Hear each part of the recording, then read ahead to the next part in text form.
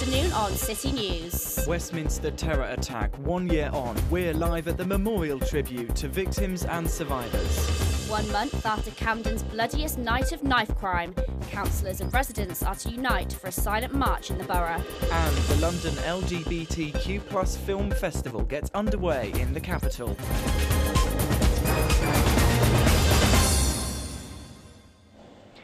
Good afternoon, it's 3:30 p.m. You're watching City News. I'm Lucy McDade. And I'm Elliot Lewis. Memorial tributes are being paid to victims and survivors of last year's Westminster terror attack. Londoners are gathering on Parliament Green, and a service took place earlier today in Westminster Hall to mark the first anniversary of the tragedy. Well, we joined Paddy Eccles-Williams, who's live outside the Houses of Parliament. Paddy, what's the mood at Westminster at the moment? Well, Elliot, there is a sombre mood out here still, but things have quietened down a bit in the last few hours. As you can see behind me, there are still a few people paying their respects and leaving flowers. But the main event was the service, the 12 p.m. commemorative service. Now, half an hour before the service, the families of Keith Palmer, the police officer who lost his life, came and left their flowers here. Max Keegan has a report on the details of the attack last year. A year ago today, Westminster suffered a devastating terrorist attack, which left 5 dead and many more wounded. Khalid Masood drove a rented car into crowds on Westminster Bridge before crashing into a railing. He then abandoned the vehicle and knifed unarmed PC Keith Palmer to death at the carriage gates. Police marksmen shot Masood dead at the same entrance shortly after. Events going on to commemorate the attack. Well, yes, Elliot, there are a number of events going on both today and over the next few months. Just this morning, on the side of the Houses of Parliament, the message #LondonUnited was projected, and this is going to be projected again this evening. And this message is, in fact, then going to be projected on Parsons Green, London Bridge and Finsbury Park, all other places where there were attacks, and this will be projected on their respective anniversaries. Sadiq Khan has said that the intention of this message is that the whole world stands united with the victims of these terrible events. Back to you in the studio. Thank you. That was Paddy Eccles-Williams there in Westminster. And for more on today's tributes, you can head to our website, citynews.london. Now, it's been a month since what was named Camden's bloodiest night of knife crime on the 20th of February. And today, Camden Council and local residents will march together to send a message that they are against violence and ramping up efforts to tackle knife crime in the borough. 17-year-old Abda Karim Hassan and 20-year-old Sadiq Aram Mohammed were stabbed to death within 2 hours of each other. The council has been consulting residents on what they believe is needed to improve safety in the area. They will release an action plan in the next 3 weeks. The march will start at 4:30 p.m. this afternoon. Now, a Polish pride party has launched called Duka Polska to compete in May's local council elections. Many members of the British-Polish community gathered in Parliament Square to celebrate. The party has been launched by Prince John Zelensky to fight for minority rights. Ellie Style reports. Prince John Zelensky just launched his own political party. The party's aim is to represent Britain's EU citizens. This includes defending minorities and communities. Their first main policy is to get a 100-foot-tall monument built in central London. The monument will commemorate the Polish pilots that died during the Battle of Britain. They also want to make Europhobia a crime and to give all Europeans that are already in Britain a full British citizenship. It's the first time that Polish people in this country, the largest minority in this country, will have a voice. Polish people have spent all their time in the closet in a kind of ghetto, getting on with their lives, working hard and so on. So we know about the hard times, and we can relate like that to anybody who feels second class here from any community. So we're not a nationalist grouping, we're standing up for all the nationalities in this country. The party are confident about their launch, but some members say it won't be as popular in the beginning. We realise we won't have great numbers of supporters, but I think it's a starting point. So maybe in 5 or 10 years, hopefully we will will be big. Not everyone believes that a new party will work in Britain, and some think that there are better alternatives. I don't think there's a need for a Polish party. I think parties represent everybody, regardless of who they are, and that's the way democracy should work. So what we actually need at the moment is a coalition of every party. UKIP are finished, so they're not even in the equation, to bring people back together. The Duma Polska Polish Pride Party are planning on fielding up to 100 candidates for the local council elections, which are set to take place on the 3rd of May. This is Ellie Style, City News, Westminster. Now, also at Westminster, Parliament are debating how we regulate private graveyards. This comes after concerns have been raised over the condition of a private cemetery in North London. Families with loved ones buried at Enfield's Tottenham Park Cemetery have accused its owners of gross negligence. Some of them blame these issues on the lack of regulation. Jamie Tarzin has this report. The privately owned Tottenham Park Cemetery has reopened its gates after Enfield Council forced the owners to close up the cemetery while removing trees that were deemed dangerous to the public. However, the Turkish Cypriot community with loved ones buried here have further concerns they want addressed. He is in a sordid business of making money. And if he has to dig out our relatives out of there to make more money, he will do that. And then burn their bones. These bones were found in the cemetery in 2015. The campaigners alleged that Badghurst have been digging up graves illegally before their 50-year lease is up to make space in their overcrowded graveyard. They are also complaining about the gates being left open around the clock, with a general concern for the lack of security and maintenance shown. Because we can't close the gates in, I ended up with my mum having an argument with 20 or 30 people in the cemetery about them washing their underwear with clothes, detergents in the taps, having intercourse in the toilets before they were locked. And I ended up calling the police, and it got physical. It was me and my mum against about 20, 30 men. It was not good. They allege Badghurst are not providing the service they are obliged to. Volunteers from the Turkish Cypriot community have been doing work that frankly the owner should be doing, like emptying bins, paying for bins to be emptied, building a road to get in there. You know, toilets that are needed maintaining, drainage, putting in taps. This has all been done by the community, not by the owner. Badghurst did not respond to allegations of wrongdoing in their statement and spoke only of the forced temporary closure. Because they are a private company, some campaigners told us they felt powerless as there is little legislation regulating private cemeteries. Enfield's 3 MPs are supporting Baroness Etche in her push for further legislation. I mean, could I set up a cemetery? Is there no regulation? Are there no guidelines? Maybe we should look at licensing. If you have a licensed list of who's allowed to run a cemetery, that might be one way forward. Because I want the law changed as well, that private burial grounds should have exactly the same laws applying to them as council or church or synagogue or other types of cemeteries. The same laws should apply to private burial grounds.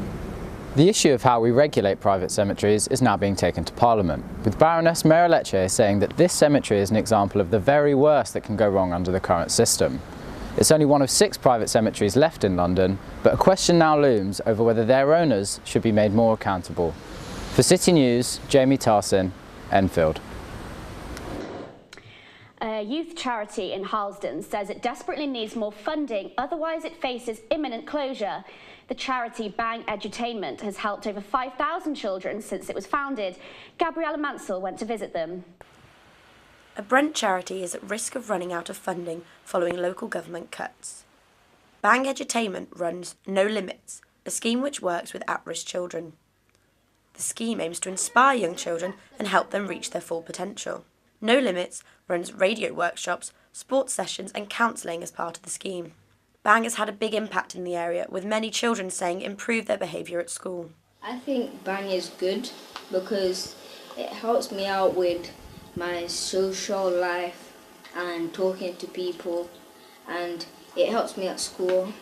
The charity has set up a crowdfunding page in an attempt to keep the organisation going. Harlesden was once the gun capital of the UK, and recent Metropolitan Police figures show violent crime is far higher here than in neighbouring Willesden Green. CEO and founder Jennifer Agali spoke about the importance of the organisation in the community. Young people are in a bit of a crisis right now, especially in this borough. The borough is characterised by kind of pockets of, what is termed deprivation. We're finding more and more young people are affected by mental health kind of issues, so they're suffering from things like depression, and we're talking young people as young as 8 and 9. So if this programme ends, what happens to those young people? Brent councillors have told us they're putting pressure on MPs to try and get a better funding deal for the area. With their campaign deadline fast approaching and violent crime here on the increase, Bang feel it may be too little too late. Gabriella Mansell, City News. Irresponsible individuals who scorch the grass and litter the parks has forced Hackney Council to ban disposable barbecues in London Fields Park this summer. It's part of a wider crackdown on the amount of waste left in the park. Visitors will still be allowed to use barbecues, but only portable or reusable ones, which they can wheel home after sizzling their sausages. Well, Abigail Opia has more. Barbecue lovers will say farewell to the option of turning their meat on disposable alternatives to barbecue grills. For several years, Hackney Council have been advising visitors to use stands or bricks for the disposable trays.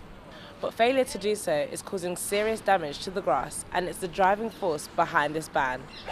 Councillor Frayel Dirimisi is glad to be bringing in this policy. The irresponsible behaviour has meant that the grass in the park is constantly burnt. We will have enforcement officers who will go around reminding people that they're not allowed to use them, will ask them to dispose of it. So it will be soft enforcement, but we will also work with local businesses who sell disposable barbecues to let them know that we will be bringing in this ban, so they aren't selling them to the users as well. London Fields is the only park in Hackney that allows visitors to barbecue in the green space. And with the start of the astronomical spring, visitors have been asked to look after the park they love.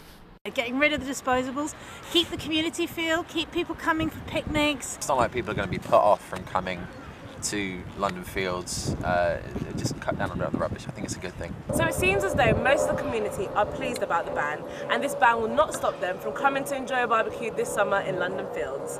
Abigail Opia, City News, Hackney.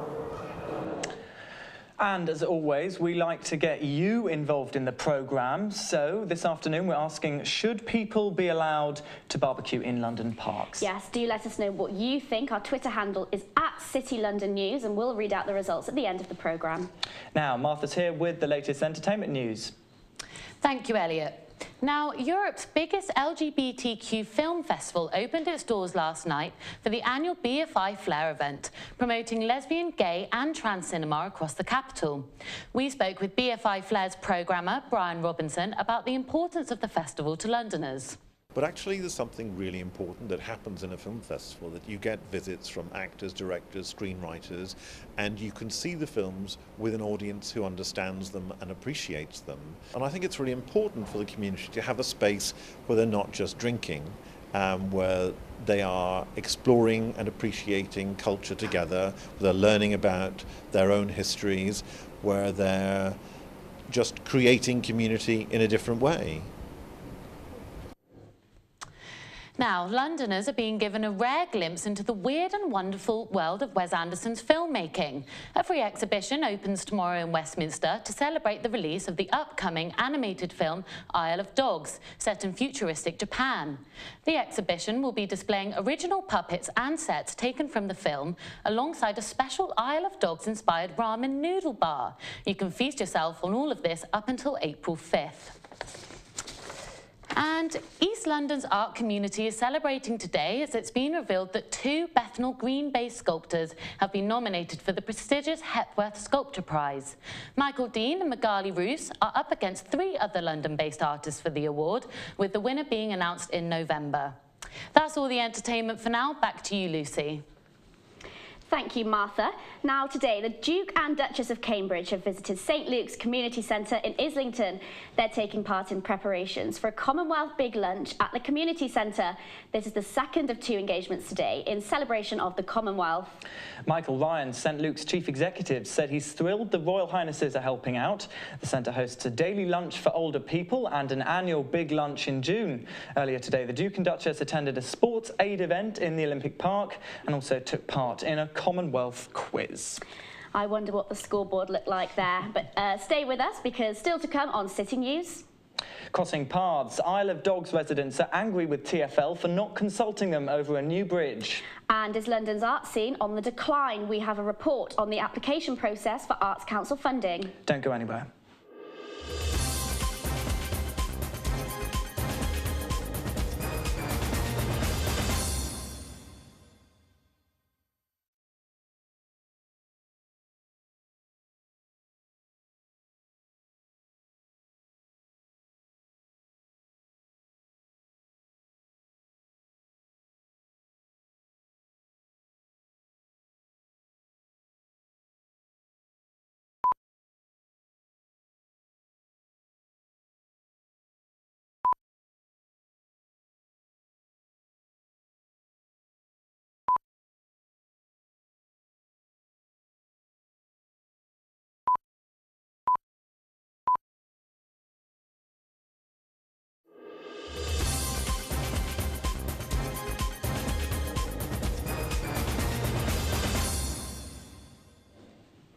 Welcome back. You're watching City News. It's just gone 4:45. Residents in the Isle of Dogs are angry with Transport for London. It comes after plans for a new footbridge have already started despite the public consultation period ending before locals could have their say. Well, residents have met at a forum in South Quay to discuss what can be done. The footbridge is proposed to stretch from the Isle of Dogs in Rotherhithe in the southeast. Ollie Klink has more. Who is in favour of a bridge? For the Isle of Dogs Neighbourhood Planning Forum, a consultation evening with TfL. But for them, it's come too late. Plans are already underway for a new footbridge to Rotherhithe. But a missing planning document prevented the forum from meeting before the consultation deadline on January the 8th. The bridge would be similar to this one at South Quay, although it would have a lifting mechanism to make way for boats.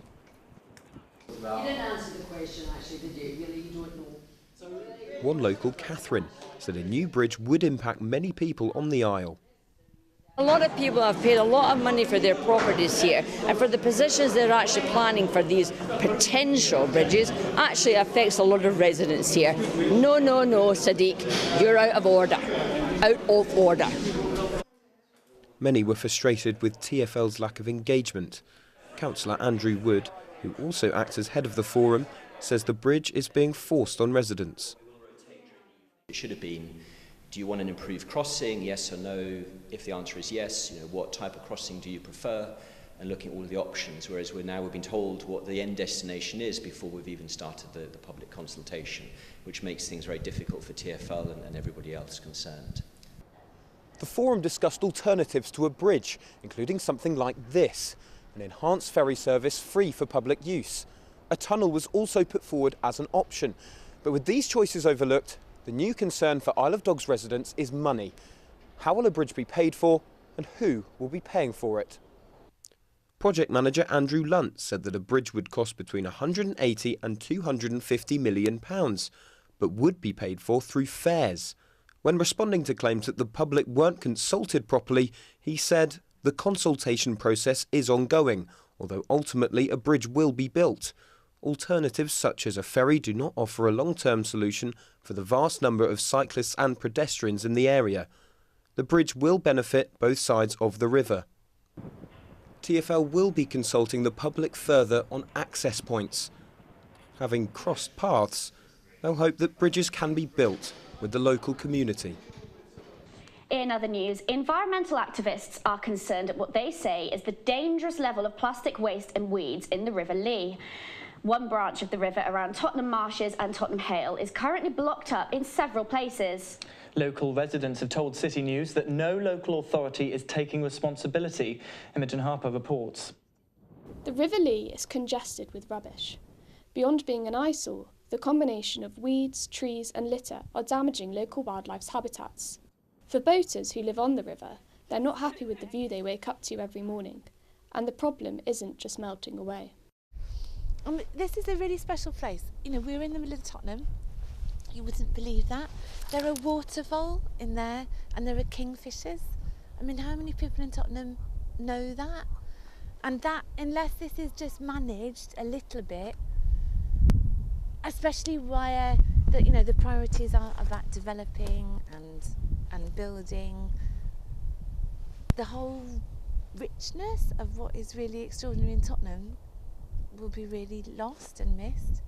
Local residents and activists are calling for better communication with stakeholders to tackle this mounting problem. But for environmental groups, the solution is far from simple. Probably just resources. You know, the Environment Agency has had its budget slashed, so they haven't got the number of inspectors they used to have. Probably doing proactive campaigns is much more harder for them because of resources. So again, they need the resources to do the job. Otherwise, it's expensive to do the cleanup. So ultimately, for the environment, it must be a good investment to prevent these things happening. 1 month on from a large oil spill, and government agencies still haven't contained or cleaned it. Residents have now set up an online petition demanding protection of their waterways.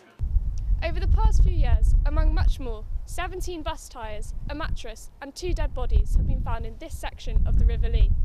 The community who live on these moorings, alongside Tottenham residents, feel frustrated that action isn't being taken by those responsible. Imogen Harper, City News, the River Lee.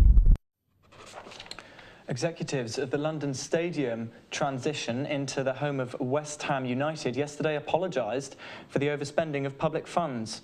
A meeting was held at the London Assembly with these representatives. They explained why their project had cost nearly double the taxpayers' budget. Sam Mason-Jones was there. Both on and off the pitch, West Ham United haven't had the happiest tenancy at the London Stadium, the ground they moved to from Upton Park in 2016. It has been found that the process of renovating the old Olympic Stadium for life in the Premier League has cost the taxpayer more than double its initial budget, with £323 million spent on the project initially valued at £180 million. Neil Coleman and David Edmonds, who were responsible for this transition period, yesterday apologised to the London Assembly for this excess spending. In retrospect, clearly we got it wrong. We probably did get it wrong, yes. But I've also been to the new stadium in Legacy Mode with West Ham playing there. And I can say with a fair degree of certainty that looks nothing like the West Ham United ground. It doesn't feel like West Ham United's ground. I absolutely understand why West Ham are anxious about that. It is a problem. It is this that has seen the old bubbles of positivity bursting around West Ham. Anthony Randall, a writer for the West Ham Fans magazine, believes the club's move has sacrificed its identity. It's not a football stadium, it never will be, but I think a lot of the heart and soul of the club has gone.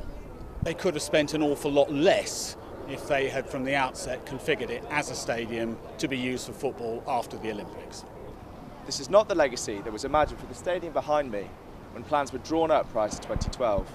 What we heard at the meeting suggested that the current arrangement is costing both the taxpayer and West Ham United. As it stands, both are losing out.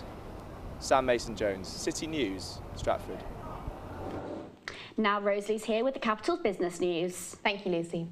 The council tax burden for the poorest households in London is 6 times greater than that for the highest earners. That's according to new figures from the Institute for Public Policy Research, who say the poorest households in the capital see 8.1% of their income taken as council tax. This is 6 times the proportion of the income for the richest 10% of households.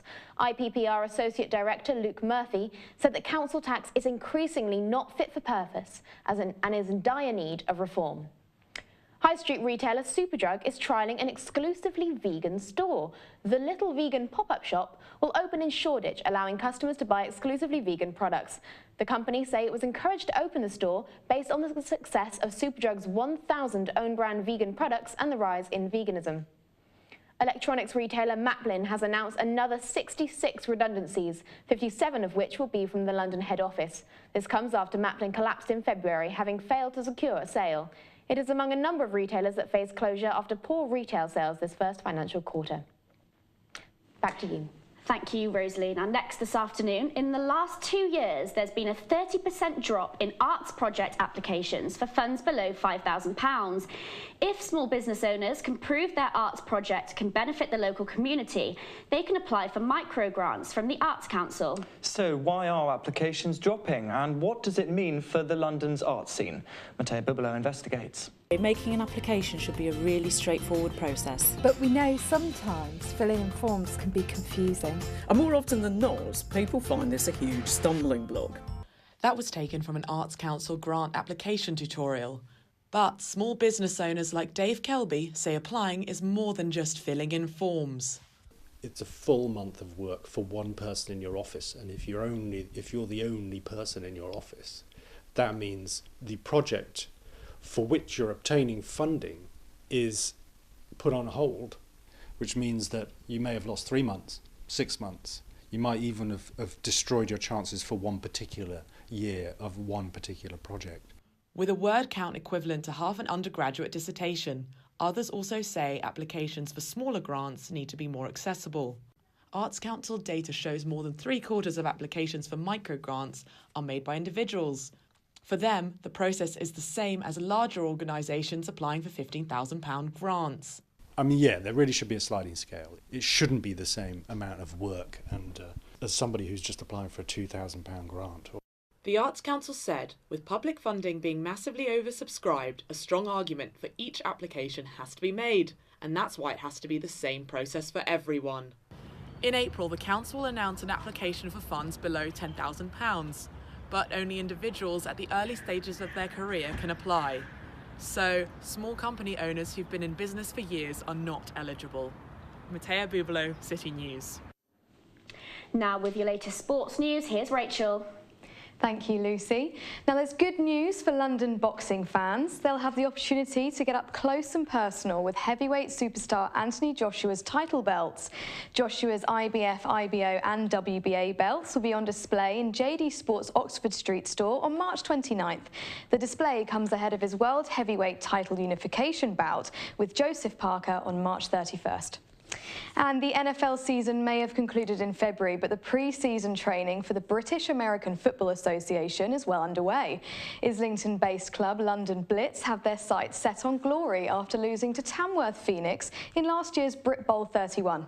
But team captain Eddie Cheagle says it's a struggle to compete for supporters' attention. The obvious thing is support and promotion of the sport. It's not as easy as it sounds when you're competing with, you know, Tottenham Hotspur's 3 miles away, Arsenal's 2 miles away. Competing with those is hard, but if you start to get attendance numbers, that's nice as well. That's all your sports news this afternoon. For more, you can go to our website, citynews.london. Back to you, Elliot. Thanks, Rachel. Now let's get the weather forecast with Will Lynn. The beast from the east has gone, hasn't it, Will? Well, unless you're referring to me by my wrestling name, the beast from the east is very much gone, at least for now. It's been mild so far, with temperatures currently sitting at 11 degrees. This will drop to 7 degrees overnight with some light rain. Tomorrow will be light and breezy with highs of 13 degrees. And the weekend is looking temperamental. We are in Britain after all. Saturday will see light rains and light wind with highs of 10.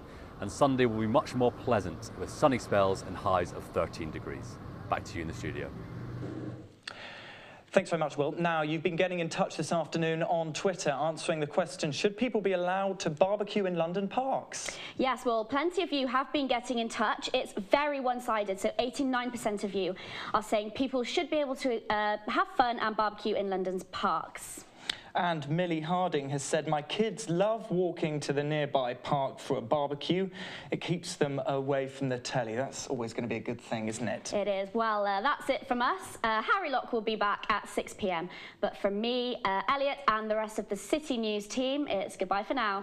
Bye for now.